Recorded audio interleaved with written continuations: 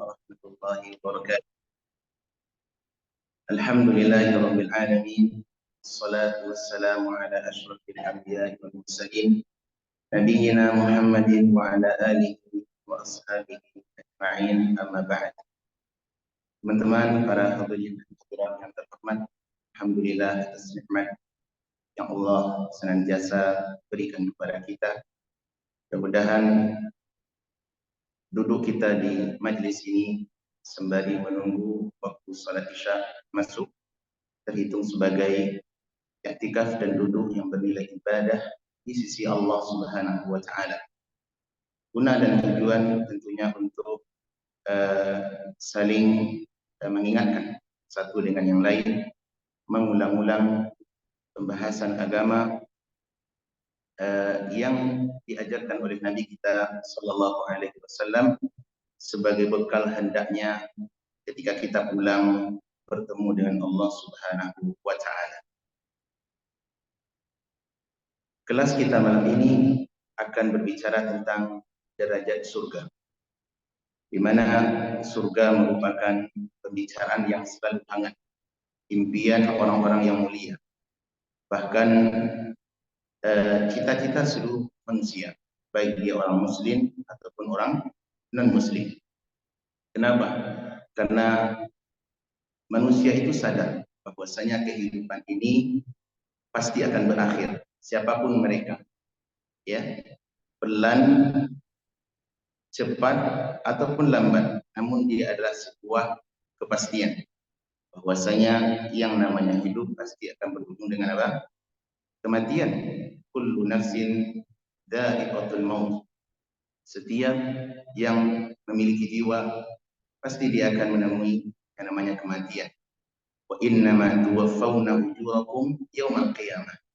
Dan pahala amal perbuatan berupa balasan daripada perbuatan kalian semasa dunia akan dibalas dengan sempurna di hari kiamat. Semua manusia tentu berpikir, karena realita yang tidak bisa mereka pungkiri, setiap yang berjiwa pasti mati. Maka manusia berupaya untuk mencari rahasia apa alam yang akan mereka temui setelah kematian itu mendatangi mereka. Namun terjadilah manusia kepada dua. Ada yang membenarkan tentang surga dan neraka, dan ini umumnya rata-rata seluruh agama di dunia, bukan hanya Islam. Sebagaimana pembahasan lalu, orang Buddha, orang Nasrani, orang Yahudi, Kristen Ortodok, semuanya mereka meyakini ada surga dan neraka. Namun versi mereka dan cara untuk menggapai mewujudkan cita-cita surga itu berbeda dengan yang diyakini oleh umat Islam. Dan kelompok yang kedua ada yang menolak mentah-mentah. Mereka tidak yakin dengan adanya surga dan neraka. Sebab mereka al-mulhidun, kaum ateis. Mereka tidak yakin dengan adanya surga dan neraka. Bagi mereka prinsipnya adalah mati selesai urusan. Mati selesai urusan. Ini orang-orang ateis, orang-orang mulhid, ya. Nah, sekarang kita sebagai muslim kita akan berupaya mempelajari, mengulang tentang kajian tematik berupa derajat surga dan apakah ada amalan-amalan tertentu yang diajarkan oleh Allah dan Rasulnya untuk menggapai derajat yang tinggi di dalam surga Allah Subhanahu wa taala. Teman-teman yang terhormat, derajat surga ini di dalam bahasa Arab dikenal dengan ad-darajah. Ya, ad-darajah. Darajah artinya dari kata durj, yang tingkatan. Ya, tangga itu artinya bahasa Arabnya adalah durj, tingkatan 1, tangga 2, tangga 3. Nah, kata darajah, ya, kata darajah dalam bahasa Arab maknanya adalah ai al-manzilatur rafi'ah. Rumah atau tempat yang tertinggi. Bisa juga dibahasakan darajah itu artinya ghuraful jannah. Ruangan atau rumah-rumah tempat manusia bernaung di dalam surga. Nah, kalau ada kata darajat teman-teman, untuk surga diistilahkan dengan darajatul jannah. Ya, tingkatan-tingkatan surga. Darajat. Istilah surga dikenal dengan istilah darajat, artinya sesuatu yang tinggi, meninggi, disebut dengan untuk istilah surga. Ya. Adapun neraka itu dipakai istilah sebaliknya, darokat. Diistilahkan dengan darokat. tentang darajatul jannah, bahwasanya keyakinan kita umat Islam Ahlussunnah wal Jamaah bahwasanya surga itu telah diciptakan dan tempatnya ada di langit. Hal ini sebagaimana dalil yang sangat banyak baik dari Al-Qur'an ataupun dari hadis-hadis Nabi SAW serta ijma' seluruh para ulama meyakini bahwasanya surga ada di mana?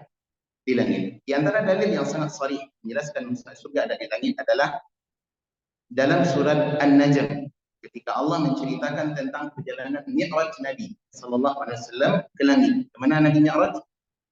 Isra ke mana? Ke Palestina. Dari Palestina Mi'raj ke langit. Allah Subhanahu wa taala berfirman tentang peristiwa-peristiwa hebat yang dilihat oleh Nabi sallallahu alaihi wasallam dalam perjalanan Mi'raj beliau. Allah berfirman, "Wa laqad ra'a nazlatan ukhra." Sesungguhnya Muhammad itu benar-benar melihat malaikat Jibril di kali kedua. Di mana? Inda Sidratil Muntaha. Di dekat Sidrah Al-Muntaha. Kata para ulama tafsir, Sidratul Muntaha adalah pohon yang sangat besar. Disebut dengan Muntaha, ya, pohon yang sangat besar sampai mengelilinginya dalam riwayat asal disebutkan 500 tahun perjalanan tidak tembus mengelilingi batangnya, dan pohon itu sangatlah indah, ya. Disebut dengan Muntaha, kenapa? Karena di sana akhir seluruh alam para makhluk. Baik. Nah, kemudian saksi bahasan kata Allah, indaha jannatul ma'wa. Di sisi Sidratul Muntaha itu, di sebelah kanannya ada Jannah al-Ma'wa, surga tempat bernaung. Disebut dengan al-Ma'wa, teman-teman. Sebagian para ulama menafsirkan Jannatul Ma'wa, surga al-Ma'wa, tempat bernaung. Apa itu maksud bernaung? Yakni tempat bernaungnya seluruh ruh para orang-orang beriman.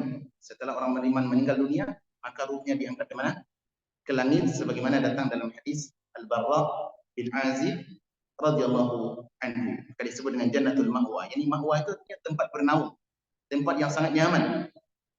Dan tempat itu sudah berisi, tapi sebelum hari kiamat dia diisi oleh ruh seluruh orang beriman naik ke langit. Dan ini sebagaimana datang dalam ayat serta hadis-hadis yang sangat banyak menjelaskan hal ini. Baik, ini dalil menunjukkan bahwasanya surga darajat naik ke atas. Berbeda dengan neraka. Kalau neraka teman-teman disebut dengan darokat. Apa itu? Tingkatan tapi ke bawah. Tingkatan tapi ke bawah, ya. Sebagaimana dalil dalam surah An-Nisa, Allah berfirman tentang neraka, wa innal munafiqina fid darki al-asfali minan nar. Sesungguhnya orang-orang munafik itu berada di dasar neraka yang sangat dalam. Di neraka itu berada di sangat tempat yang bawah, ya, di tempat yang bawah. Demikian juga Allah berfirman ketika orang-orang kafir dalam surah Al-Mutaffifin, kalla inna kitabal fujjari la fi sijin. Sesungguhnya tempat orang-orang fujar, orang-orang kafir yang ahli maksiat itu berada di sijin. Wa ma adraka ma sijin. Tahukah kalian apa itu sijin? Kitabun marqum, tempat catatan amal dan berkumpulnya ruh seluruh orang-orang kafir, orang munafik, orang kafir mengumpul di situ. Tempat yang sangat rendah, hina dan penuh dengan azab siksaan yang membinasakan. Baik. Ini tentang darajatul al-jannah. Jadi surga itu memiliki tingkatan yang sangat banyak. Baik. Kemudian kita perlu berbicara, teman-teman, ketika membahas masalah surga atau neraka, ini adalah dua makhluk yang gaib. Tidak bisa kita tetapkan dengan akal, apalagi perasaan, ataupun dengan kesepakatan bersama. Dia berbicara tentang dua hal ini mesti berdasarkan dalil. Dan dalil dan perkara gaib kemudian sudah kita bicarakan. Gaib itu ada dua. Pertama ada gaib yang sifatnya mutlak, yang kedua ada gaib yang sifatnya nisbi. Apa bedanya? Kalau gaib mutlak, teman-teman, adalah gaib yang hanya Allah semata mengetahui. Tidak ada yang tahu seorang pun dari makhluknya, atau malaikat, atau para nabi, apalagi selain mereka. Contohnya apa? Tentang kapan terjadi hari kiamat, itu gaib mutlak, tidak ada yang tahu, Pak, kecuali Allah SWT. La yujalliha liwaqtiha illa hu. Tidak ada yang mengetahui tentang hari kiamat itu kapan terjadi kecuali dia. Kalau para malaikat saja, teman-teman, tidak mengetahui, apalagi dengan selain mereka. Jika ada umpama orang-orang menetapkan tanggal sekian, bulan sekian terjadi hari kiamat, maka orang ini berdusta. Dia jatuh kepada kedustaan. Kalau di tanah air itu banyak orang-orang seperti itu, yang dikenal dengan istilah ustaz-ustaz akhir zaman. Dia suka mendeteksi kayak BMKG ya, meraba-raba, memperkirakan ilmu kira-kira dan ilmu rasa-rasa. Kapan terjadi kiamat? Tahun 2012, bulan 12, tanggal 12. Tapi sekarang sudah 2024, Pak. Kok belum terjadi? Oh, itu mungkin apa kelewatan. Nanti datang lagi 2024 dan ini adalah kekeliruan. Makanya berbicara tentang masalah hari kiamat, gaib mutlak, tidak ada mengetahui kecuali Allah Subhanahu wa taala, ya. Banyak contoh-contoh yang lain. Kemudian yang kedua ada wajib nisbi. Apa? Gaib nisbi. Apa itu? Gaib sifatnya gaib. Ilmunya tidak diketahui oleh manusia pada dasarnya, namun dia bersifat relatif. Terkadang ada perkara itu gaib, Allah yang mengetahui, tapi juga diberitahu kepada makhluknya. Sebagaimana firman Allah dalam surah Al-Imran, "Wa ma kana Allahu liyuqli'akum 'alal ghaibi," dan Allah sebenarnya tidak pernah memberitahu tentang perkara gaib kepada seorang pun di antara kalian, illa kecuali orang-orang yang dipilih. Walakin yajtabi min rusulihi may yasha. Tapi ada para rasul yang diutus, yang dipilih oleh Allah untuk mengetahuinya. Contoh hari ini apa? Contoh tentang tentang surga dan neraka. Surga dan neraka teman-teman perkara gaib. Tapi para nabi dan rasul tahu tentang informasinya. Baik itu secara global ataupun terkadang ada perkara-perkara tertentu yang sifatnya detail. Baik. Nah, oleh karenanya teman-teman menetapkan tentang surga dan neraka ini mesti berdasarkan dalil, dan tidak boleh kita meyakini bahwasanya surga itu bisa dimasuki oleh orang-orang tertentu tanpa juga dasar dalil.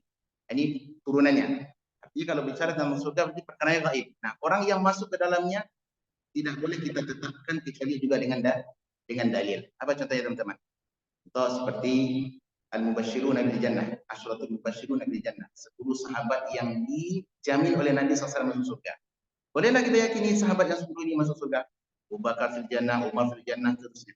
Boleh tidak diyakini? Boleh, wajib meyakini. Kalau ada yang meyakini salah seorang dari mereka dalam neraka, maka dia kufur, keluar dari Islam. Sebagaimana orang Syiah meyakini Abu Bakar dan Umar dalam neraka. Orang Syiah gitu lah keyakinannya. Abu Bakar, Umar, Utsman dalam neraka. Akan dijadikan itu sebagai ritual ibadah mereka siang dan malam. Abu Bakar disuruh di neraka. Padahal Nabi SAW sudah menjamin Abu Bakar dalam surga, Umar dalam surga, Utsman, Ali, Rahman bin Auf dan seterusnya. Paham teman-teman? Dan tidak boleh kita menetapkan seseorang fulan dalam surga, walaupun dia sebaik apapun kalau ada dalil. Contoh, wafat si fulan, oh dia pasti, saya bersaksi dia orang yang penduduk surga. Boleh apa tidak, Pak? Tidak boleh, Pak. Kenapa? Tidak ada dasar. Tidak ada kita punya dasar. Yang ada adalah ar-raja, harapan. Itu boleh. Toh, wafat saudara kita seorang muslim yang baik, kita kenal dia adalah orang yang mukmin yang baik, muslim yang istiqamah, akidahnya sahih, dia berupaya untuk menjauhi hal-hal yang kabair dan semisalnya. Baik, meninggal dia, maka yang ada adalah semoga si fulan masuk dalam surga. Itu ada. Tapi memastikan nggak boleh. Apalagi meyakini surga milik dia. Kalau tidak melalui dia tidak masuk surga. Sebagaimana keyakinan sebagian thariqah. Ini ada banyak. Bukan hanya di tanah air, di mana-mana. Kalau tidak melalui guru, wali fulan, kiai alam, muallim tertentu, wali tertentu, maka mustahil masuk surga. Sehingga mereka menjadikan satu-satunya jalan masuk surga harus melalui wali fulan. Nah, ini juga kesalahan. Tidak ada boleh kita meyakini seseorang masuk surga melalui si fulan kecuali melalui izin atau karunia daripada Allah Subhanahu wa taala. Baik. Kemudian berikutnya teman-teman, pembahasan berikutnya sebagai mukadimah untuk meraih surga. Surga teman-teman adalah tempat yang Allah ciptakan sangatlah besar dan luas. Dan surga itu menurut keyakinan Ahlussunnah wal Jamaah, surga itu senantiasa diperluas. Senantiasa diperluas oleh Allah Subhanahu wa taala. Makanya di pembahasan sebelumnya kita berbicara tentang surga yang Allah katakan dalam hadis qudsi, mala ainun ra'at. Sediakan untuk hamba-hambaku orang beriman yang saleh apa yang tidak pernah dilihat oleh mata, wala udhunun sami'at, dan tidak pernah didengar kenikmatannya itu secara hakikatnya oleh telinga, wala khatara ala qalbil bashar, dan tidak pernah terbetik di dalam hati manusia. Jika engkau mau ingin paham apa itu surga itu, bacalah firman Allah dalam surat Sajadah, fala ta'lamu nafsun ma ukhfiya lahum min qurrati a'yun jazaa'an bima kanu ya'malun. Ini kan aku sediakan, aku sediakan kata Allah untuk hamba-hambaku sesuatu yang menyenangkan hati sebagai balasan atas kebaikan mereka. Ala kulli hal, ini surga, sesuatu yang tidak pernah terlihat oleh mata. Pertanyaannya, Nabi Adam pernah ada masuk surga? Nah, dalam surga dulu Nabi Adam. Terus gimana, Pak? Gimana dengan surga ini? Nabi Muhammad SAW pernah ada melihat surga? Pernah. Dalam hadis yang sahih kata Nabi SAW, inni ra'aitul jannata. Aku pernah melihat surga. Bahkan dalam khutbah Nabi SAW, beliau memberikan isyarat seperti meraih sesuatu. Para sahabat bertanya, ya Rasulullah, apa yang kau lihat? Kata Nabi SAW, aku melihat surga dan aku ingin meraih setandan daripada buahnya. Sekiranya berhasil buah itu aku raih, maka akan bisa cukup untuk memenuhi umatku atau seluruh manusia sampai akhir zaman. Artinya apa? Nikmat surga itu pernah dilihat oleh Nabi dan apa bentuknya? Pertanyaannya, bagaimana kita mengkompromikan dua hadis ini? Hadis yang Allah katakan surga tidak pernah dilihat oleh mata, padahal Nabi pernah melihat. Kata para ulama mengkompromikannya adalah yakni surga yang pernah dilihat oleh Nabi Adam, yang ditinggali oleh Nabi Adam, atau surga yang dilihat oleh para nabi dan rasul itu adalah surga yang penglihatan para nabi dan rasul itu dikecualikan dari keumuman hadis tadi. Jadi asalnya surga itu tidak pernah dilihat oleh mata, kecuali mata para nabi yang diberikan izin oleh Allah Subhanahu wa taala. Ini cara yang pertama. Cara yang kedua adalah surga yang pernah dilihat oleh para nabi dan rasul itu adalah surga yang nikmatnya hanya sebahagian. Ada sifatnya nikmat itu dia tajaddad, terus bertambah, diperluas oleh Allah Subhanahu wa taala. Sampai orang yang paling rendah derajatnya di dalam surga, dia memiliki kerajaan sebagaimana kerajaan langit dan bumi, itu paling rendah. Itu paling rendah. Nah, untuk meraih derajat surga itu teman-teman, maka ada kondisi manusia di dalam mewujudkannya berbeda-beda. Amalan manusia itu, kondisi manusia dalam meraih derajat surga berbeda-beda. Allah Subhanahu wa taala berfirman dalam hal ini di surat Al-An'am ayat yang ke-132, wa likullin darajatin mimma 'amilu. Dan setiap manusia itu mereka memiliki tingkatan yang berbeda-beda atas perbuatan amal yang mereka lakukan. Di orang beriman itu berbeda. Tingkat keimanan, amal saleh, keyakinan, kesungguhan, keikhlasan itu berbeda-beda satu dengan yang lain. Kita di sini ada berapa orang nih? Ada 12 orang. Itu tidak sama, Pak. Kualitas iman Bapak lebih tinggi bisa jadi daripada keimanan kami. Kualitas keikhlasan Bapak, teman-teman, lebih hebat daripada keikhlasan kawan-kawan yang lain. Itu bisa jadi. Kenapa? Allah yang mengatakan demikian. Setiap manusia mereka memiliki kualitas amalan yang berbeda-beda, dan itu nanti akan menentukan derajat mereka di dalam surga. Dalil yang lain adalah di surat Al-Imran, Allah berfirman, "Afaman ittaba'a ridwanallahi kaman ba'a bi sakhatin minan nar." Atau kaman ba'a bi sakhatin minallah. Apakah sama orang-orang yang amalannya sesuai dengan ridha Allah dengan orang yang perbuatannya justru mengundang murka Allah, ya? Kemudian kata Allah, hum darajatun indallah. Mereka itu memiliki derajat. Apa itu derajat? Tingkatan masing-masing di sisi Allah. Si fulan, orang yang berbuat baik itu tidak sama dengan orang yang berbuat jahat. Orang yang melakukan ketaatan tidak sama dengan ahli maksiat. Artinya apa, teman-teman? Kondisi manusia berbeda-beda di dalam derajat amal saleh dan ketakwaan. Baik.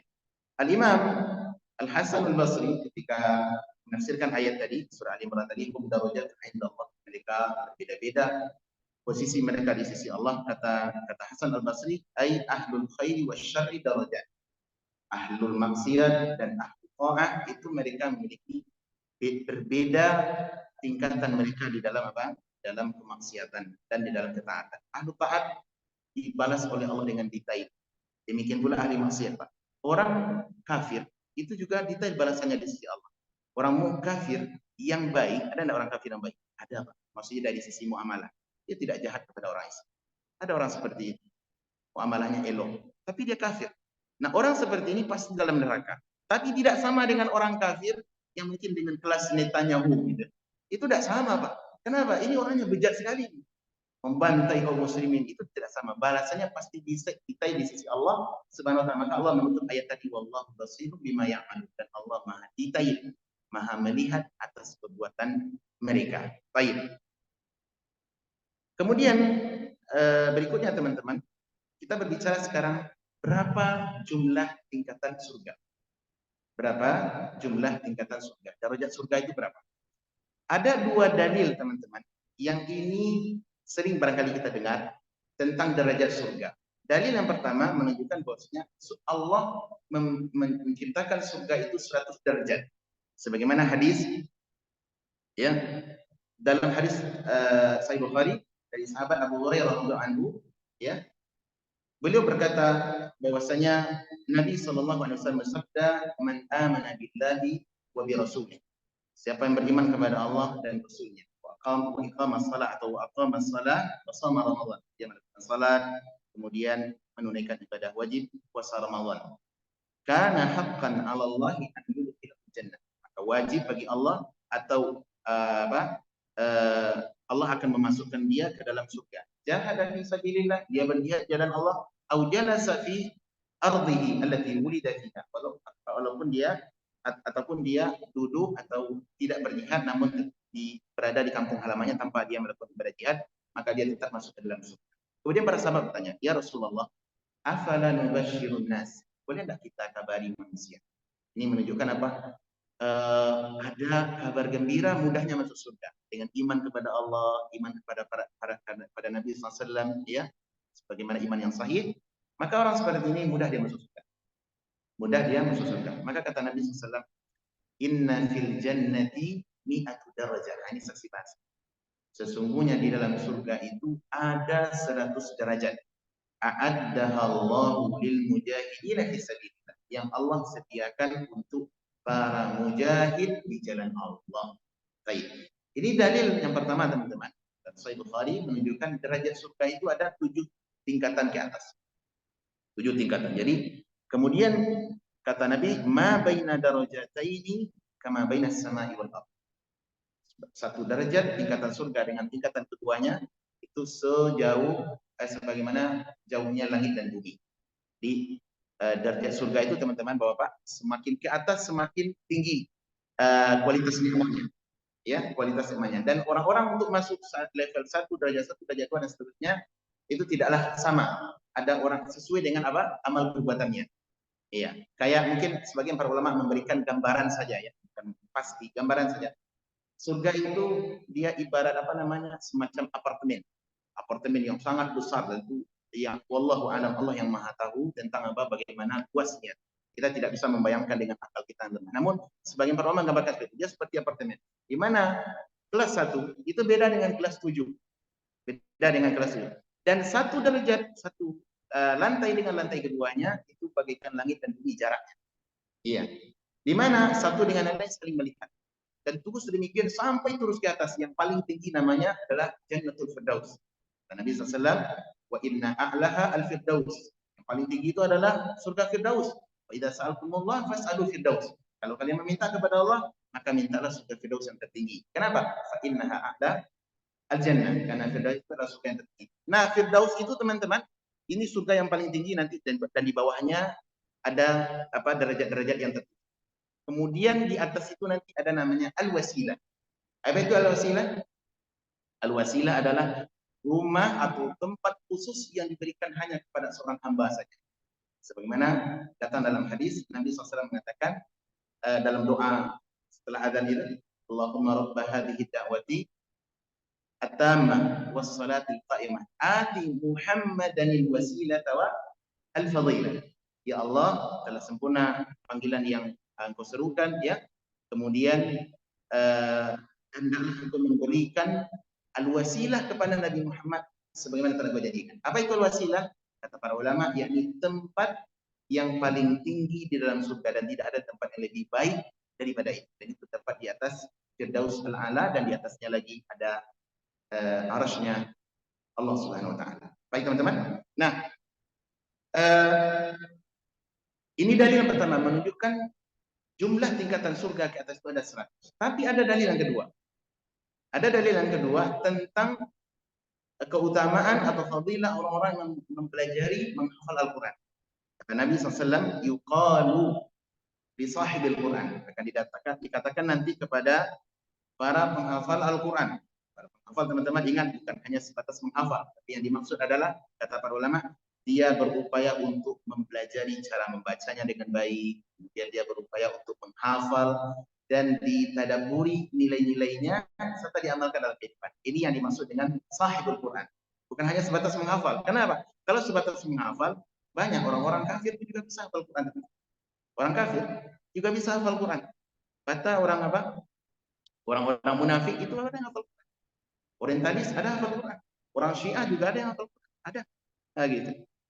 Nah, tapi hafal Quran saja tidak cukup. Kenapa? Ada dalil yang Nabi mengingatkan kita dalam hal ini. Kata Nabi SAW, Al-Qur'anu hujjatun laka au alaik. Al-Quran itu bisa jadi pemerang bagi Anda atau bisa jadi hujah yang akan menolong Anda. Berarti dua ini, Pak. Dia ibarat dua mata pisau. Ya, bisa dibawa kepada kebaikan, bisa juga dibawa kepada keburukan. Tapi orang yang dimaksud dengan penghafal Quran, sahibul Quran adalah yang memenuhi kriteria tadi. Yang berupaya mempelajarinya dengan baik, diamalkan nilai-nilainya dalam kehidupan. Jangan sampai penghafal Quran tapi perbuatannya menyelisih Al-Quran. Penghafal Quran tapi merokok. Boleh nggak coba? Hujah baginya yang akan menyeret dia ke neraka.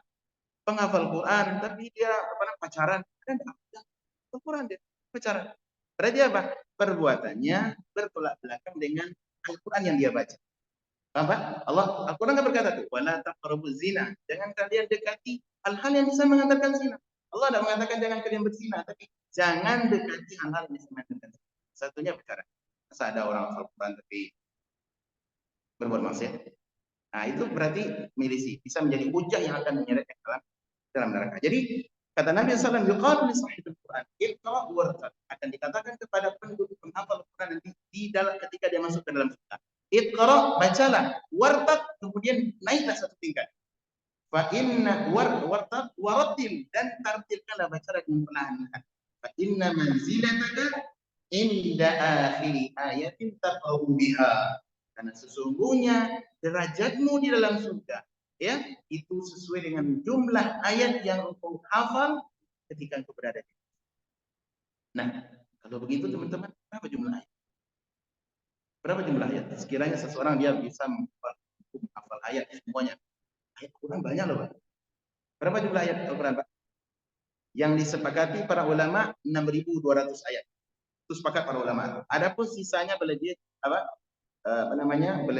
lebihnya nanti itu khilaf para ulama. Kenapa? Tergantung qiraat.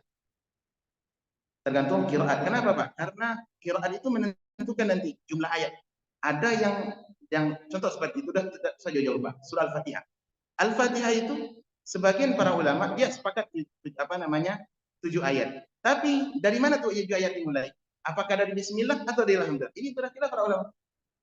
Sudah khilaf para ulama. Iya. Oleh karenanya tentang ini sebagai faedah, tentang penomoran ayat.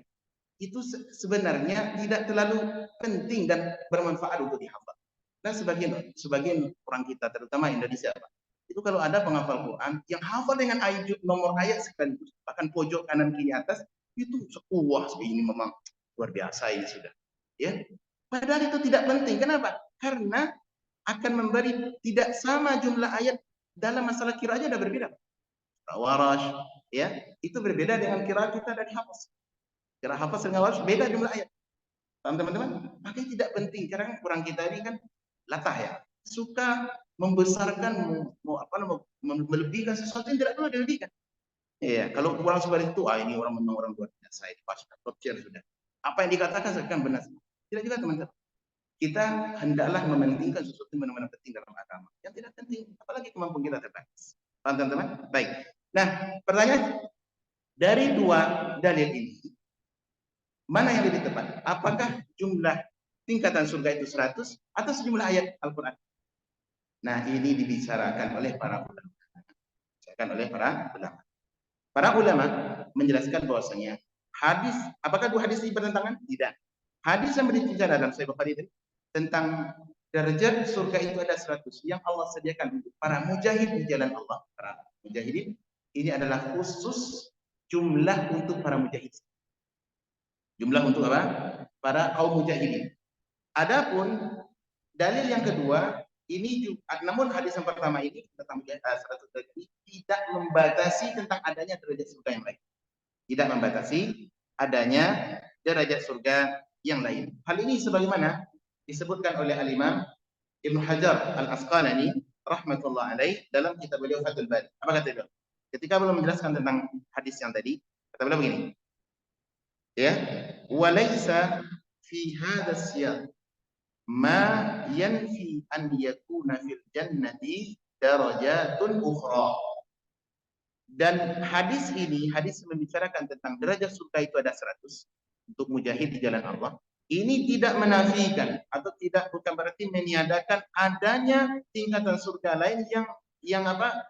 Tingkatan surga yang lain, ya. Uiddat li ghairil mujahidin duna darajatil mujahid. Yang telah Allah sediakan untuk orang-orang mujahid, untuk orang-orang selain yang berjihad di jalan Allah. Berarti apa? Pendapatnya Ibnu Hajar Al-Asqalani dan pendapat para jumhur salaf mengatakan bahwasanya derajat surga tidak hanya sebatas 100 derajat, tapi juga ada derajat-derajat yang lain dari sisi amalan-amalan tertentu. Baik.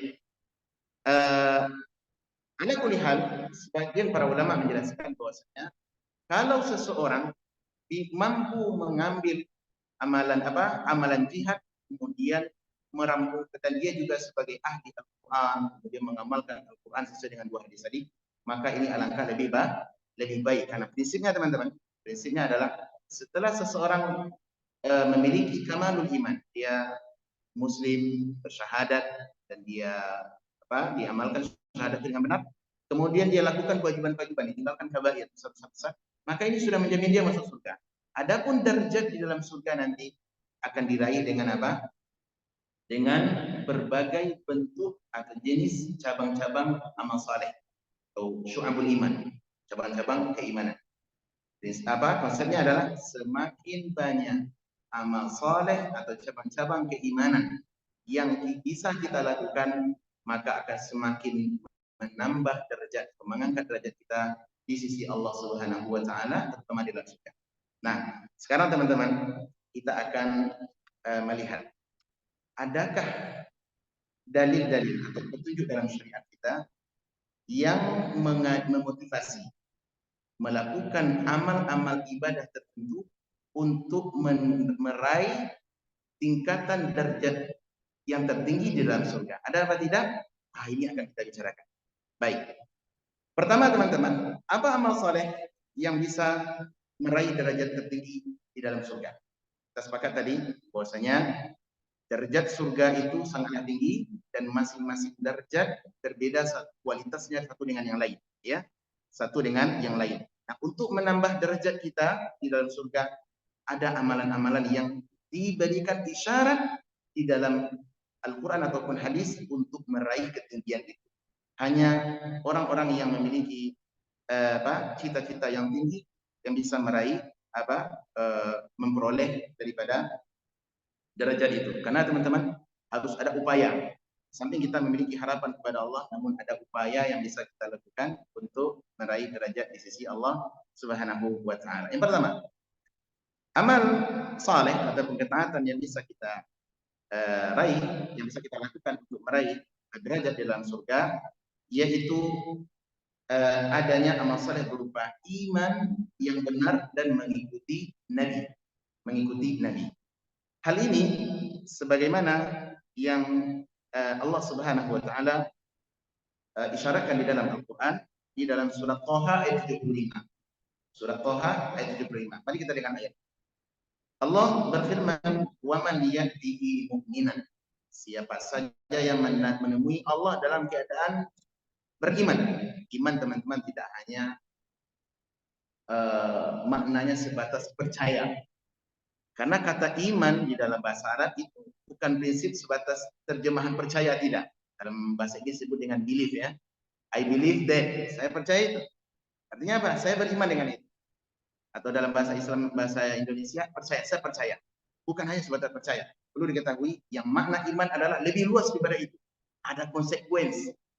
Apa yang dimaksud iman? Dibenarkan dalam hati, diucapkan dengan lisan, dan dibenarkan dengan perbuatan. Itu konsep iman Seluruh para ulama salaf sepakat di atas itu. Artinya tidak hanya sebatas I believe, saya percaya. Kenapa? Kalau hanya percaya, semua orang percaya kepada Allah. Kenapa tidak?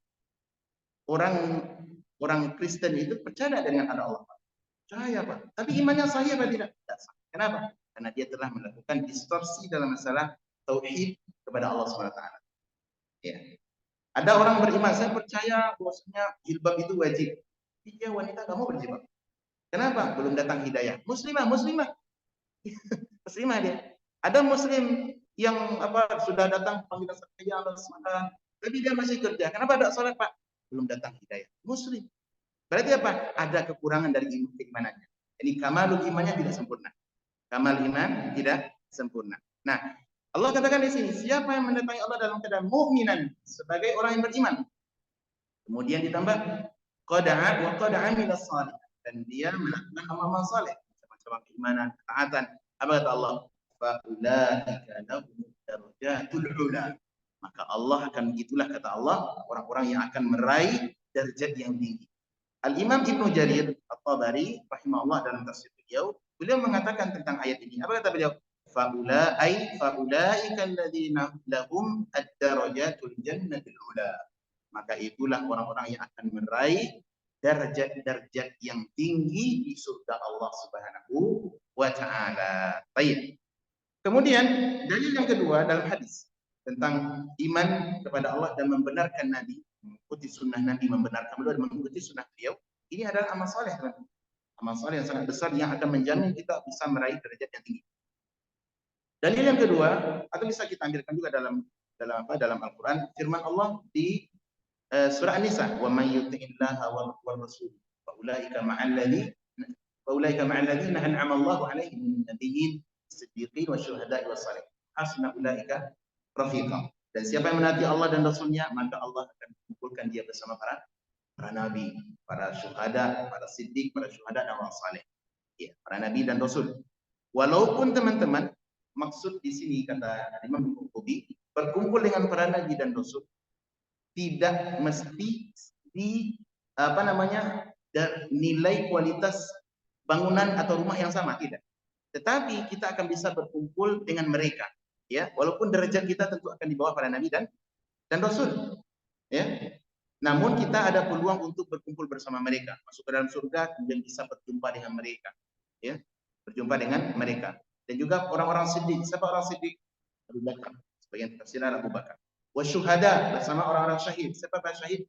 Maksud ayat ini adalah sebagai orang yang Umar, Uthman, Ali, karena ketikanya ditikam atau dibunuh oleh orang-orang yang rusak. Wassalihin, siapa maksud salihin? Seluruh para sahabat ataupun seluruh orang-orang baik daripada umat ini. Baik, ini dalil dalam Al-Quran menunjukkan bahwasanya derajat iman dan kepada Allah dan mengikuti Nabi SAW adalah amal yang sangat berpeluang besar untuk meraih derajat kita di dalam surga. Baik. Kemudian hadis yang adapun dari sisi hadis, Nabi SAW pernah mengatakan begini. Hadis yang diriwayatkan oleh Imam At-Tirmidzi dalam sunan beliau dari sahabat Abu Hurairah. Nabi SAW bersabda, "Inna ahlal jannati la yatarauna fil jannah." Sesungguhnya penduduk surga satu dengan yang lain akan bisa saling melihat. Satu dengan yang lain, ya, tingkatan satu, lantai dua, lantai berikutnya itu satu dengan lain bisa saling melihat kenikmatan. Walaupun kenikmatan yang di lantai pertama atau derajat pertama dengan derajat ketujuh itu jauh beda, jauh sekali berbeda. Namun ingat, mereka tidak memiliki hasad. Tidak ada lagi kebencian. Kenapa, Pak? Kenapa? Karena Allah sudah bersihkan. Kata Allah dalam Al-Quran di surat Hijr, "Wa naza'na ma fi suduri min ghil." Dan kami bersihkan, benar-benar kami bersihkan dada penduduk surga itu masuk ke dalam surga, ya, dari beberapa il, kecemburuan, hasad. Beda dengan kita di dunia. Di dunia ini kita punya lihat teman lebih sedikit itu manusiawi, ya, pasti kita ada rasa.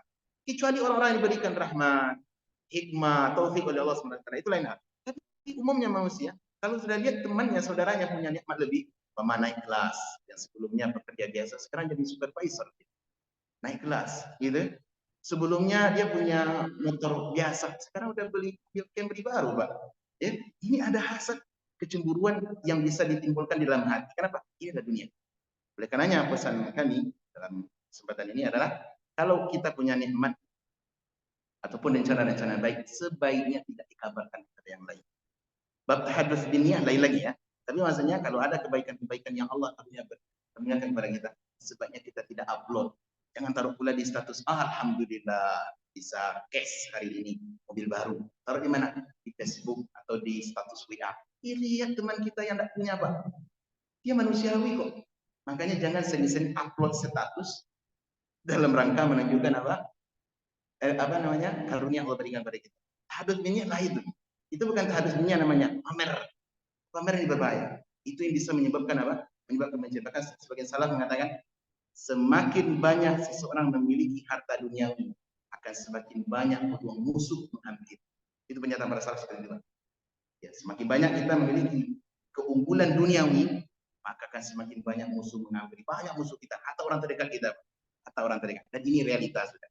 Baik. Kemudian kata Nabi SAW, syahid dalam hadis ini, Nabi SAW, kama yarawna al-kawkab, sebagaimana mereka melihat bintang yang tinggi, ad-durri al-gharib, yang muncul begitu besar, terang dan tinggi, fil ufuq at-talib, yang senantiasa atau sering muncul di di ufuk yang sangat tinggi, fi tafadhulid darajat, ya, di dalam keutamaan derajat. Artinya satu derajat sebagaimana kita melihat bintang yang tinggi di langit dengan derajat yang kedua. Kemudian para sahabat bertanya, biasalah para sahabat mereka sangat antusias dalam masalah ilmu dan derajat yang tinggi. Ya Rasulullah, ulaika nabiyun, wahai Rasulullah, apakah derajat yang tinggi itu hanya khusus untuk para nabi saja? Apa jawaban Nabi? Bala. Tidak demikian. Tidak seperti yang kau sangkakan. Walladzi nafsi biyadihi, demi Allah yang jiwaku berada di tangannya. Wa aqwamun amanu billah wa saddaqul mursalin. Justru tempat yang tinggi itu, derajat yang tinggi itu akan bisa diraih oleh para orang-orang yang beriman kepada Allah dengan iman yang sahih. Kemudian mereka saddaqul mursalin, mereka membenarkan risalah Nabi.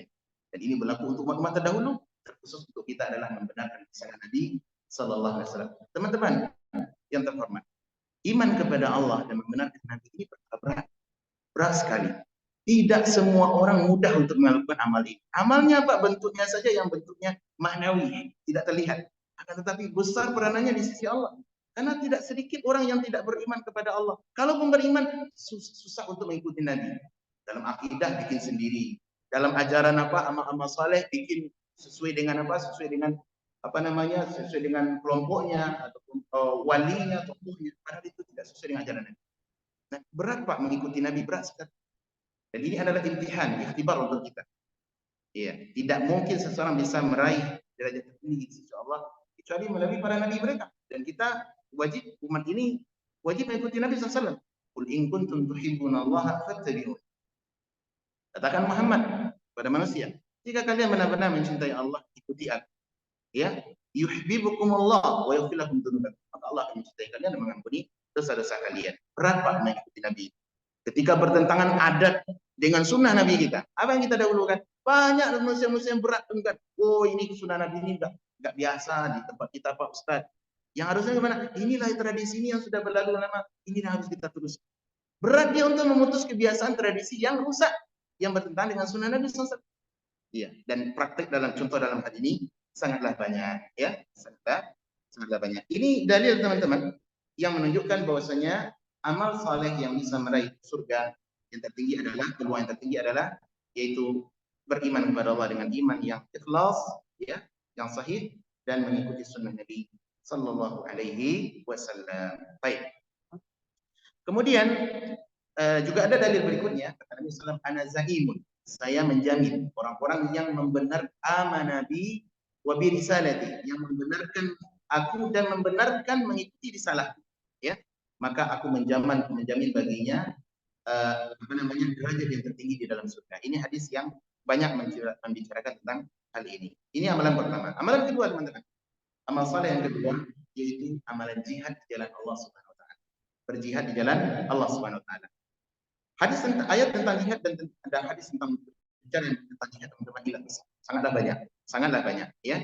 Dan jihad kata para ulama ada dua. Pertama, jihad dalam bentuk pedang, dengan pedang. Yang kedua ada jihad dengan lisan.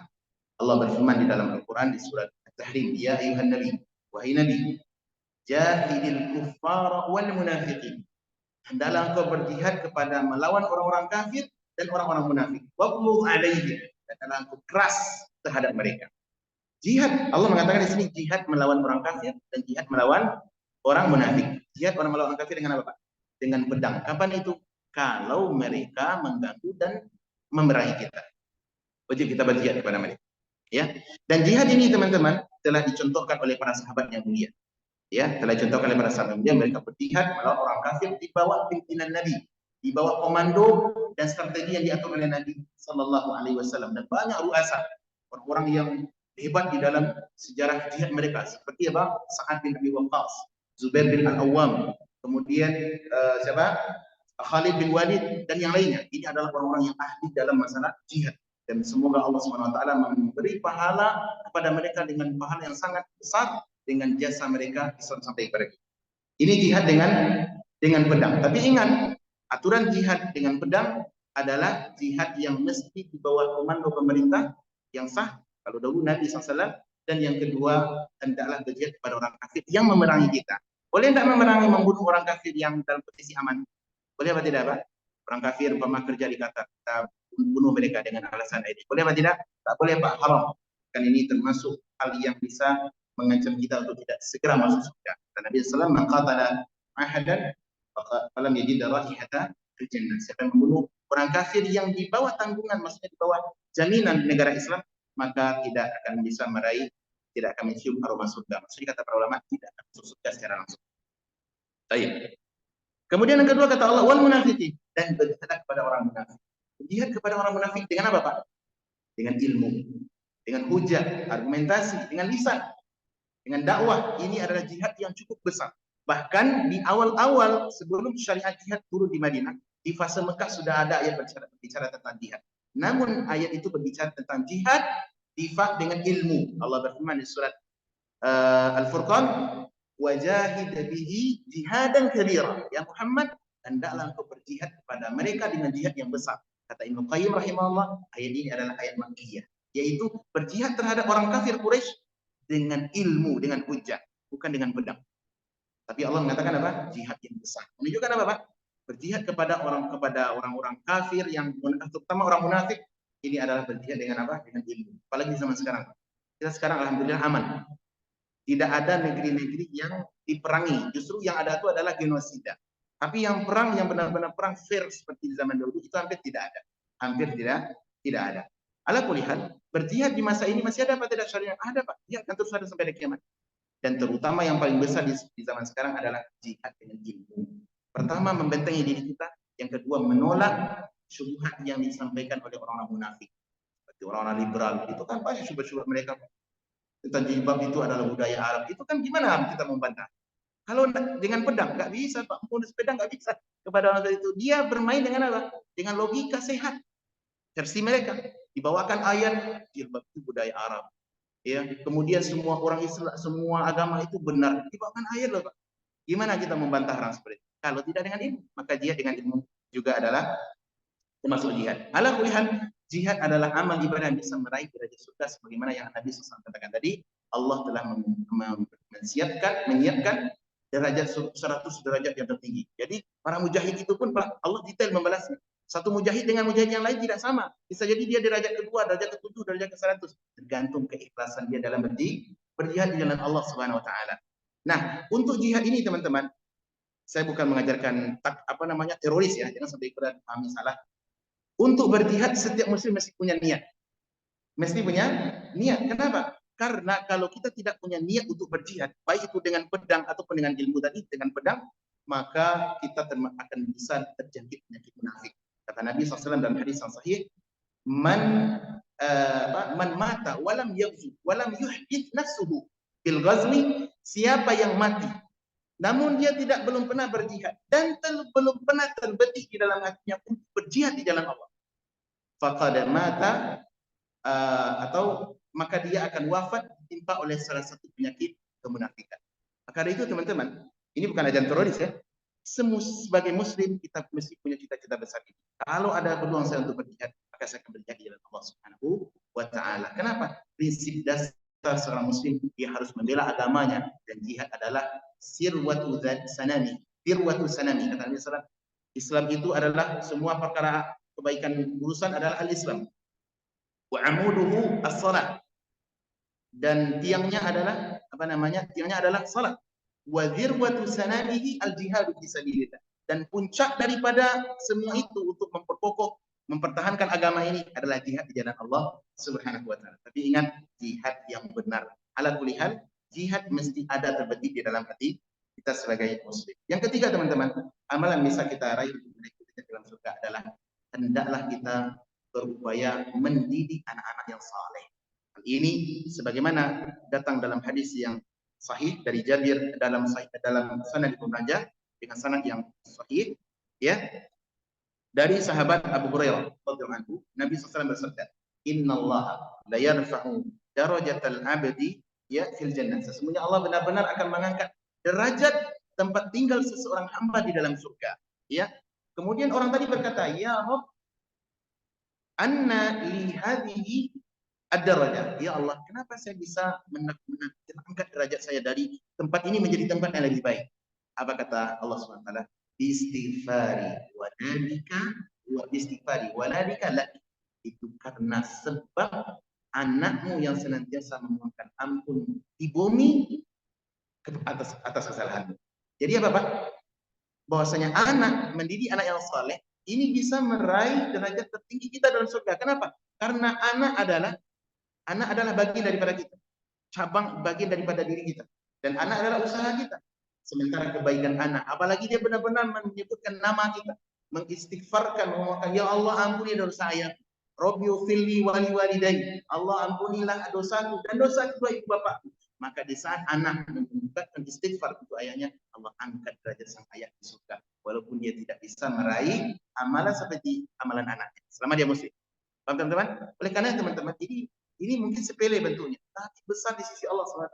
Maka dari itu, bersabarlah mendidik anak-anak. Didik anak-anak kita dengan anak yang saleh. Terlepas dia mau jadi jurusan apa saja, Pak. Mau jadi dokter, mau jadi insinyur, ahli kimia, ahli fisika, dan silahkan. Tapi hendaklah bekal sebagai basis dalam agama, ajarkan kepada mereka. Tanamkan kepada mereka. Fahamkan mereka. Hendaklah nak, kalau ayah sudah tiada, jangan lupa lisanmu untuk basah mendoakan kedua ibu bapak. Dalam sholat, di dalam waktu mustajab, ya Allah ampuni dosa ibu bapak, maafkan kesalahan mereka. Dan inilah buah daripada ketaatan yang dilakukan oleh anak, bisa mengangkat derajat kita di dalam surga Allah Subhanahu wa taala. Kemudian berikutnya teman-teman, yang bisa mengangkat derajat kita di dalam surga, ya, adalah hadis tadi, hadis yang tentang derajat ahli Al-Qur'an, mempelajari Al-Qur'an, kemudian mengamalkannya, ya, mengamalkannya dan berupaya untuk melanggenggi Al-Qur'an. Ada batasan-batasan yang bisa kita tempuh dalam bacaan tilawah, ya, dalam batasan tertentu, sehingga kita bisa mengkhatamkan Al-Qur'an dalam masa-masa sesuai dengan kemampuan kita masing-masing. Dan membaca Al-Qur'an, teman-teman, ini bagian daripada zikir, bagian daripada zikir. Wa azkaha 'inda malikikum wa arfa'aha ad-darajat, yang paling bisa mensucikan diri engkau di sisi Allah dan mengangkat derajat kalian di sisi Allah Subhanahu wa taala, Al-Qur'anul Karim. Jangan sampai berlalu hari namun kita tidak membaca Al-Qur'anul Karim, ya. Mengangkat derajat kita dengan menghafal Al-Qur'an sesuai kemampuan, dan semakin, kalau benar, Allah alam, ini kan varinya hadis seperti itu. Kalau benar tingkatan surga itu sesuai banyak ayat, teman-teman. Siapa di antara kita yang tidak berbondong-bondong menghafal ayat? Satu ayat naik satu derajat. Barangkali setiap kita kalau memahami pasti akan berbondong-bondong, berusaha berjibaku meraih derajat surga. Kita Pak, kalau nak masuk hotel VIP dengan kelas ekonomi sama apa tidak? Sama Pak. Pasti kita yang ekonomi pengen naik kelas VIP. Itu baru dunia. Bagaimana dengan surga Allah SWT? Jadi karena Al-Quran sebagai teman, dan dia akan membela kita di dunia, di dalam kubur, dan di dalam surga nanti insya Allah. Ada pesan yang sangat bagus dari Imam Asy-Syatibi rahimahullah, beliau mengatakan tentang Al-Quran, wa inna kitaballahi awthaqu syafi'in wa aghna dhanahin wahiban mutafaddila. Sesungguhnya Al-Quran itu adalah pemberi syafaat yang sangat kuat, dan dia akan memberikan derajat yang tinggi bagi para pembacanya. Wa khairu jalisin la yumallu hadithu wa tardaduhu yazdadu bihi tajammula. Al-Quran adalah sebaik-baik teman duduk, di mana semakin banyak diulang, dia tidak akan membosankan jiwa, justru akan menambah keindahan hari-hari kita. Ya, kemudian Al-Quran akan bisa menolong apa? Menolong dan memberi pembelaan pada kita di alam kubur dan ketika kita telah masuk ke dalam surga. Inilah teman-teman beberapa amalan-amalan yang secara sharih atau apa namanya disebutkan di dalam Al-Quran ataupun di dalam hadis Nabi SAW yang bisa mengangkat derajat kita di dalam surga. Namun di sana masih banyak lagi tentunya amal-amalan yang bisa kita lakukan. Ala kulli hal, setiap amal ketaatan yang bisa kita lakukan maka hendaklah kita upayakan semaksimalnya. Kenapa? Semakin banyak kita melakukan syu'abul iman, cabang-cabang ketaatan dan keimanan, maka akan semakin besar insya Allah peluang kita untuk meraih posisi tertinggi dalam surga Allah Subhanahu wa Ta'ala. Demikian teman-teman kiranya untuk kelas kita pada malam ini. Barangkali masih ada waktu sekitar 4 atau 5 menit jelang bisa masuk. Kalau ada tambahan ataupun pertanyaan kami persilahkan. Allah Ta'ala.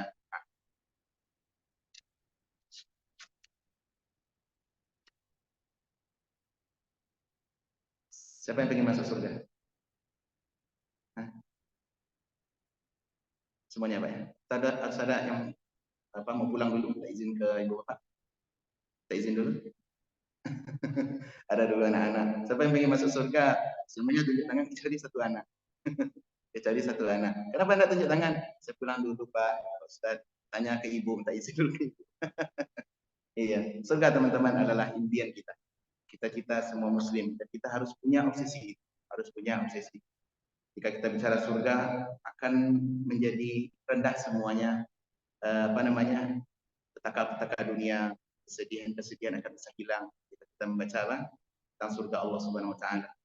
Lihat kesedihan yang diderita oleh saudara kita di Papa ataupun yang sedang di negeri konflik, saudara kita muslim. Mungkin itu berat bagi hati kita. Tapi di sisi lain kita juga harus melihat bahwasanya Allah telah janjikan bagi mereka ya nikmat surga. Bisa jadi mereka meraih derajat tertinggi dengan sebab apa? Musibah. Coba bayangkan Nabi SAW mengatakan datangkan orang yang paling berat ujiannya di dunia. Tapi dia termasuk penduduk surga. Paling berat ujiannya. Musibah, petaka, semuanya menimpa. Masukkan ke dalam surga sebentar, kemudian dikeluarkan lagi. Ditanya, pernah ada dulu Anda merasakan sulit di dunia? Apa katanya? La wallahi ya Rabb. Ma marra biya buqsun qab. Demi Allah, demi engkau ya Rabb. Pernah aku dulu di dunia merasakan sulit. Walaupun sesaat. Padahal sebentar aja masuk surga. Negeri yang sangat indah. Cita-cita seluruh orang-orang yang mulia. Mudah-mudahan Allah Subhanahu Wa Taala berkenan memberikan saya dan kita semua dan saudara-saudara kita kaum muslimin taufik untuk mewujudkan langkah nyata meraih cita-cita surga, raih derajat yang tertinggi. Adalah kita satu dengan lain saling berpacu, mendorong, memotivasi. Bidzalika falyatanafasi al-mutanafisun. Hal itu hendaklah kalian berkompetisi. Untuk ini kita diperintahkan oleh Allah berkompetisi, bukan untuk cabang olahraga, tidak. Allah perintahkan kita berkompetisi meraih derajat yang tertinggi di dalam surga. Wallahu a'lam bishawab. Ada teman? Ada pertanyaan? Silakan anak-anak muda. Bayin. Hal min soal. Ada tambahan? Masih ada waktu 2-3 menit. Kemudian doa penting juga. Jangan lupa berdoa. Kenapa? Allah Nabi yang perintahkan. Kalau kalian meminta kepada Allah, apa kata Nabi tadi? Fas'alil firdaus. Hendaklah minta doa surga firdaus yang tertinggi. Nah, Pak Ustaz, saya ini kan kayaknya malah sedikit. Ya sama Pak, saya juga demikian. Saya juga banyak kekurangan gitu ya.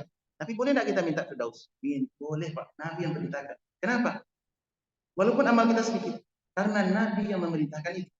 Kalau minta yang tertinggi sekali, ya minta tertinggi sekalipun. Kenapa? Karena kita sedang meminta kepada Allah yang tidak pelit. Allah di antara nama Allah apa? Al-Wahhab, Maha Pemberi. Di mana kalau dia memberi apa? Yarzuqu man yasha bighairi hisab. Iya, kalau memberi kepada nikmat dan karunia kepada seseorang tanpa ada batas.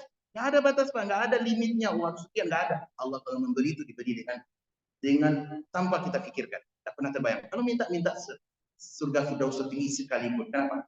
Anda dan kita sedang bermuamalah dengan Zat yang maha baik dan yang maha luas karunianya kalau dia memberi tanpa ada batasan. Kita tidak diajarkan dengan prinsip Abu Nuwas. Abu Nuwas kan syair i'tiraf yang biasa dilagu-lagukan itu. Ilahi lastu lil firdausi ahla wala aqwa 'ala an-naril jahim. Iya. Wahai Rabbku, aku tidak layak menjadi penduduk firdaus yang tertinggi. Tapi untuk masuk neraka pun diri ini pun tidak kuat. Kita tidak ada prinsip ini, Pak. Ini prinsip yang dikoleksi oleh salah Abu Nuwas. Kalau di Indonesia ini dijadikan sebagai apa, Pak? Sebagai zikir. Habis sholat baca ini, Pak. Ilahi lastu lil firdausi ahla. Nah, gitu. Itu jadikan tuh zikir sehabis sholat. Seakan-akan itu hadis Nabi, ya. Padahal dari sisi makna pun juga salah. Kita tidak berdiri di atas prinsip Abu Nuwas, tapi kita berdiri di atas prinsip Rasulullah, baginda Nabi Sallallahu Alaihi Wasallam.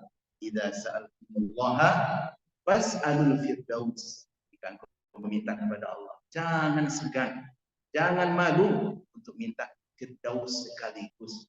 Walaupun kita tidak, mungkin amal kita sedikit, namun kalau kita berdoa terus dengan diikuti amal-amal yang saleh dan berhusnudzon, berbaik sangka kepada Allah, insya Allah mudah-mudahan Allah akan memberi kita apa yang kita harapkan. Demikian teman-teman, semoga bermanfaat untuk saya dan kita semua. Mudah-mudahan Allah berkenan mengampuni dosa-dosa kita, kesalahan-kesalahan kita, dan Allah memberikan kita hidayah, kemudahan untuk melakukan amal saleh, dan semoga Allah SWT mengumpulkan kita semua di dalam surganya yang tertinggi, Firdaus yang al-a'la. Wassalamualaikum warahmatullahi wabarakatuh. Wassalamualaikum warahmatullahi wabarakatuh.